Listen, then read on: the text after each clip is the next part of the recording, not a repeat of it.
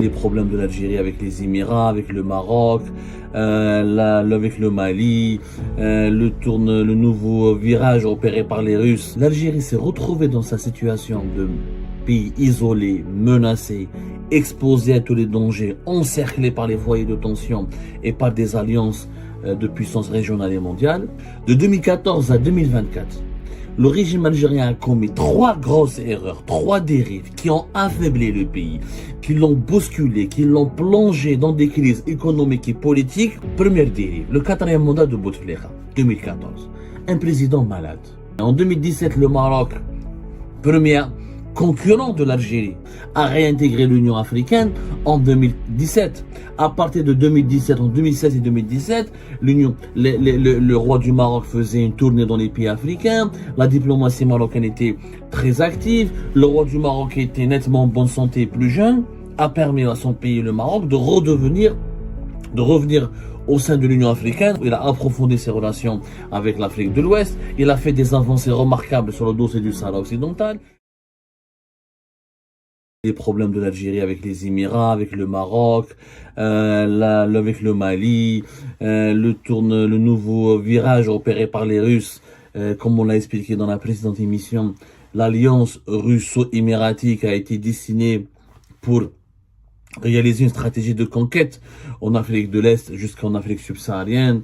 Les problèmes de l'Algérie avec plusieurs partenaires européens, l'évolution des foyers de tension qui éclatent dans les frontières, à toutes nos frontières, le nouvel ordre géopolitique mondial qui se dessine démontre que nous savons que l'Algérie a du mal à s'adapter, qu'elle a de moins en moins d'amis, qu'elle a de plus en plus d'ennemis, qu'elle a de plus en plus de difficultés à protéger ses intérêts, qu'elle est basculée de partout, que ce soit au nord, que ce soit au sud, qu'elle a de plus en plus de conflits avec des voisins, des partenaires étrangers, des pays arabes, des pays occidentaux. Cela s'explique par quoi? لو كان يا جماعة تقعدوا معايا شوية برك نخموا، يعني كما نقولوا observons une pause et faisons preuve de bon sens et de réflexion et analysons ensemble la situation de notre pays. Qu'est-ce qui explique que notre pays est en train de subir autant de problèmes, en plus de ses problèmes socio-économiques, de ses problèmes politiques internes? Qu'est-ce qui explique que l'Algérie se retrouve aussi bousculée, aussi menacée, aussi mise en difficulté sur la scène internationale de 2020-2023? On l'a vu avec beaucoup de crises, beaucoup de conflits avec des pays voisins ou là des pays autres, des pays importants, qu'ils soient arabes ou là européens comme l'Espagne ou là les Émirats. En réalité, ya jma'at al-khair, si on est honnête, on va comprendre, peut-être que vous allez être d'accord avec moi à la fin, l'Algérie d'aujourd'hui, l'Algérie s'est retrouvée dans sa situation de pays isolé, menacé, exposé à tous les dangers, encerclé par les foyers de tension et par des alliances de puissances régionales et mondiales qui lui sont hostiles à cause des dérives du système. C'est les dérives du régime algérien qui nous ont menés vers cette situation. Quelles sont les dérives du régime algérien? Il y a 3 dérives. Durant ces 15 ou 20 dernières années, nous sommes en 2024. Nous l'avons en 20 ans en arrière. Non, nous le 10 ans en arrière. Durant ces 10 dernières années, 10 ans, en 2014.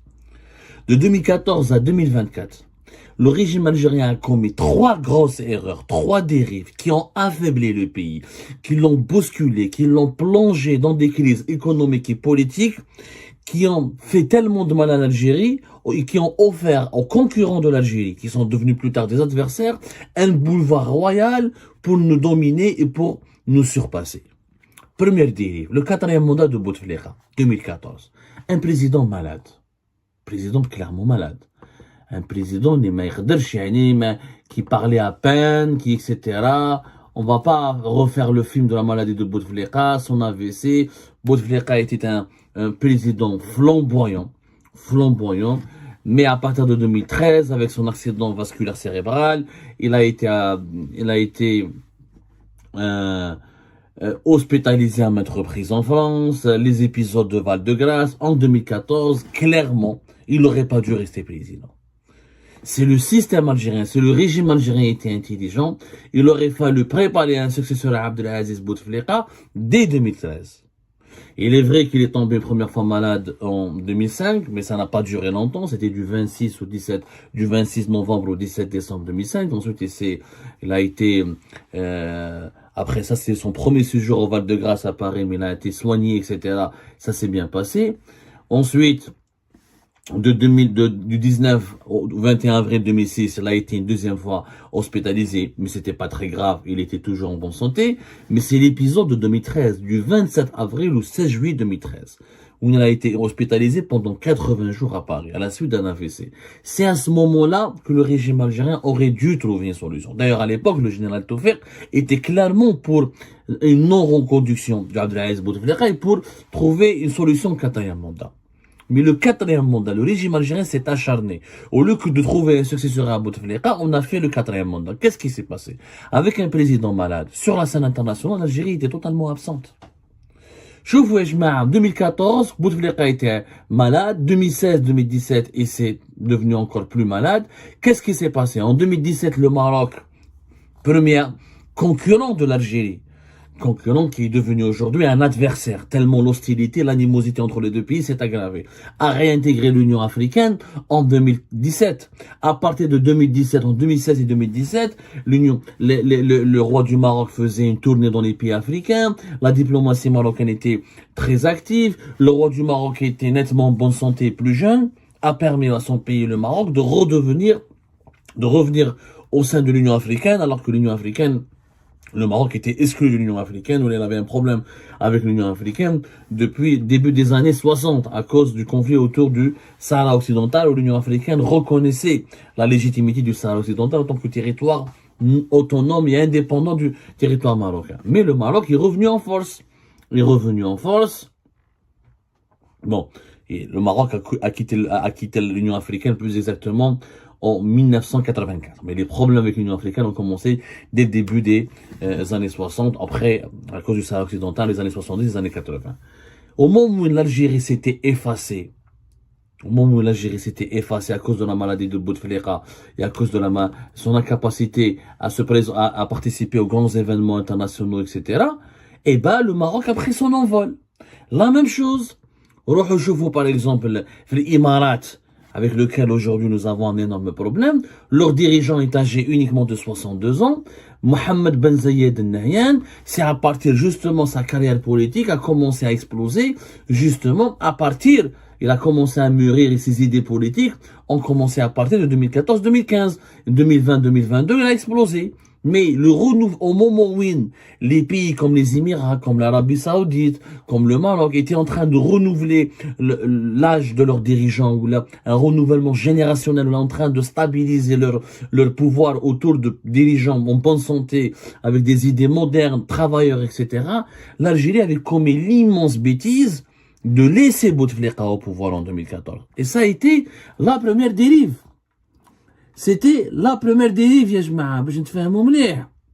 Et donc, la dérive هذه. Après cette première dérive, il y a eu une deuxième dérive. C'était quoi la deuxième dérive? C'est la crise politique de 2019. Jamais le cinquième mandat n'aurait dû être posé. Là encore, le régime algérien a une deuxième opportunité. Je dis bien une deuxième opportunité pour rattraper ce qu'il avait raté en 2014, à savoir régler définitivement le problème de succession de Bouteflika et trouver un bon président qui aurait pu être ou Yahya ou la Mamara ou d'autres pour amorcer une véritable transition et pour faire redresser le pays sur le plan économique, diplomatique, etc. On a raté cette opportunité. Il y a eu la crise politique 2019 qui était une crise politique gratuite. Elle était gratuite. Elle est gratuite parce que le problème aurait pu être réglé. L'élément déclencheur, c'est vrai qu'il y avait le peuple algérien était en colère, mauvaise situation économique, pas de justice, beaucoup de corruption, mais l'élément déclencheur c'était là, le cinquième mandat, qui était une connerie absolue, qu'on aurait pu l'éviter facilement en réglant ce problème de succession de Bouteflika. La crise politique de 2019, elle a affaibli le pays. Déjà, le quatrième mandat, elle a affaibli le pays. Nous avons eu le choc pétrolier de 2014, 2014 à 2016, les prix du pétrole ont baissé énormément, de 60 à 65%. On en a déjà parlé. L'Algérie a commencé à baisser, à perdre beaucoup de ses réserves de change. Le fonds de régulation de recettes, Denala, planche à billets 2017. Donc l'économie algérienne a commencé à péricliter au moment où le pouvoir présidentiel était en train de péricliter. Parce qu'il n'y avait pas quelqu'un aux commandes qui était jeune, qui était en bonne santé, qui pouvait insuffler une dynamique, qui pouvait avoir un plan de redressement du pays, qui pouvait réformer le pays. On avait un président qui était malade. L'Algérie est un pouvoir présidentiel très fort. Quand le président, le chef, il est malade, le pays, il est malade. Comme le chef, quand il était malade, son frère n'était pas à la hauteur, Saïd Bouteflika. Il y a eu, donc, le pouvoir s'était dilué comme un sirop dans un verre d'eau. Donc, le pouvoir a perdu de son bon sens et de sa rationalité. Et la crise politique de 2019. 2019, on n'a pas tiré les leçons. L'armée s'est emparée du pouvoir. Elle a fait un processus de transition politique. Élection présidentielle fin de décembre 2019 avec les gens du même système qui ont échoué. Parce que qui a participé aux élections de 2019, de décembre 2019? Ce sont les gens du système qui ont participé directement, indirectement au système, et à l'échec du système de Bouteflika. On les a reconduits, on a mis Tebboune président Tebboune tombe malade, il va rester à l'étranger encore plus longtemps que Bouteflika. En 2013, il va rester, on en a déjà parlé. Tebboune avait battu le record de Bouteflika, elle avait dépassé les 80 jours de maladie. Donc, le pays s'est encore affaibli. Le pays, ensuite, a sombré dans une crise économique assez grave à cause de la pandémie de la Covid-19. Voilà, plus de 5 semaines d'absence. Il avait dépassé en tout cas le record de Bouteflika. Je sais qu'on avait calculé, à l'époque, largement le record qui a été détenu par Bouteflika a été totalement battu par l'absence de Tebboune qui était absent, rappelez-vous, de fin septembre 2020 jusqu'à février 2021. C'est quand même extraordinaire. La troisième erreur qui risque de se produire, qui ne s'est pas encore produite et qui va aggraver le déclin du pays, c'est les élections présidentielles de 2022. S'il n'y a pas de changement majeur, s'il n'y a pas, si on ne permet pas l'arrivée au pouvoir d'un courant réformateur et réformiste qui va changer radicalement la manière de gouverner le pays, la manière de diriger son économie, la manière de diriger ses relations internationales, l'Algérie ne va pas se redresser. Et pendant ce temps-là, pendant cette dernière décennie, l'économie algérienne a la périclité, le secteur privé a été bousculé, explosion de la crise politique en 2019, emprisonnement de tous nos hommes d'affaires. L'Algérie était déjà avant le début de la pandémie de la Covid-19 en 2020. En 2019, l'Algérie était en train de casser son tissu économique. On a politisé la justice, on a cassé des groupes privés qui employaient des milliers de personnes, on a mal géré la lutte contre la corruption, on a instrumentalisé politiquement la lutte contre la corruption. 2020, le pays était déjà affaibli, divisé. La pandémie de la Covid-19 nous a encore bousillé, bousculé. On en a exporté pratiquement avec des exportations de moins de 30 milliards de dollars de pétrole et de gaz. 2021, la reprise était encore plus difficile. La pandémie avait fait des milliers de morts et l'Algérie ne s'était pas remise facilement. 2022, la guerre en Ukraine et une lueur d'espoir avec une remontée des prix du pétrole et du gaz. Mais le système algérien, à travers le système Tebboune, n'était pas outillé, n'avait pas les compétences nécessaires, ni les plans d'action, ni la vision, ni les notions qui pouvaient permettre à l'Algérie de se redresser et de profiter de cette conjoncture internationale inédite pour s'enrichir et se relancer définitivement. En 2023, l'Algérie s'est retrouvée dans une situation de telle faiblesse qu'elle est devenue une proie facile pour ses adversaires. Elle est devenue une proie facile. Pendant ce temps-là, les Émirats sont devenus puissants.